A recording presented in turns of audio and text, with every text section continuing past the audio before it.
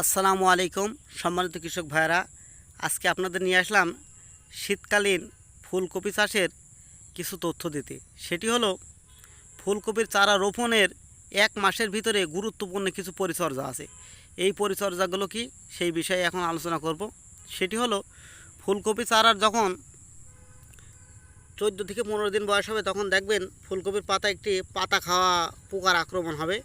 এই পাতা খাওয়া পোকার আক্রমণের জন্য আপনারা ব্যবহার করবেন সিনজেন্টা কোম্পানির সবিকরণ প্রতি লিটার পানিতে 1 মিলি হারে, এবং প্রতি ঢমে একটি করে ওয়ান্ডার মিমপেক্সের ওয়ান্ডার অ্যাবামেকটিন গ্রুপের একটি পাতা আপনারা ব্যবহার করবেন, অন্য কোম্পানিতেও ব্যবহার করতে পারেন। আর কপি গাছের দ্রুত বৃদ্ধির জন্য এবং পুষ্ট এবং পরিপূর্ণ গাছ শক্তিশালী করার জন্য কপি গাছের গোড়ায় এইভাবে এই দেখুন এই কপির এই উপরের অংশটা এইটা আপনার এইভাবে মাটি দিয়ে দিতে হবে। এটা 2 বার বান্ধন দেবেন কপিতে।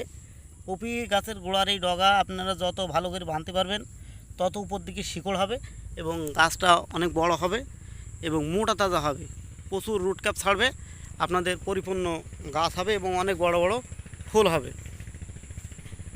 আরেকটি বিষয় হলো কপিতে নিয়মিত জল থাকার ব্যবস্থা রাখবেন। শীতকালে জমির মাটি শুকিয়ে গেলেই জল দেবেন এবং 1 থেকে 20 দিনের ভিতরে যেই সারগুলো ব্যবহার করবেন সেটা হলো কপি গাছ লেগে যখন এই রকম 3 থেকে 4টি 5টা পাতা হবে তখন কপিতে ডিএপি এবং ইউরিয়া ব্যবহার করবেন। এটি শীতকালীন কপি, কোনো সমস্যা নেই। শীতকালীন কপিতে পচা রোগ একটু কম লাগে। প্রতি সপ্তাহে 1 দিন বাইরের অ্যান্টাকল প্রতি লিটার পানিতে 1 গ্রাম হারে, এবং এর সাথে আপনারা যদি আবহাওয়ার পরিবর্তন বোঝেন, প্রচণ্ড গরম অথবা কুয়াশার সমস্যা থাকে, মাঝে সাঝে অ্যামিস্টার টপ ব্যবহার করবেন। ইনশাল্লাহ আল্লাহর রহমতে আপনাদের কপি গাছগুলো অনেক সুস্থ, সুন্দর এবং সবল থাকবে।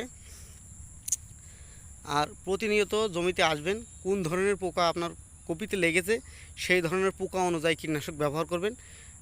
যেহেতু এখন পোকারও শেষ নেই, বাজারে কীটনাশকেরও শেষ নেই, আপনার জমিতে আসতে হবে এবং সঠিক পোকা নির্ণয় করতে হবে। ওই পোকাগুলো কোন কীটনাশকে মরে সেই কীটনাশকগুলো আপনার জমিতে ব্যবহার করবেন। আসসালামু আলাইকুম সম্মানিত কৃষক ভাইয়েরা, ভালো থাকবেন।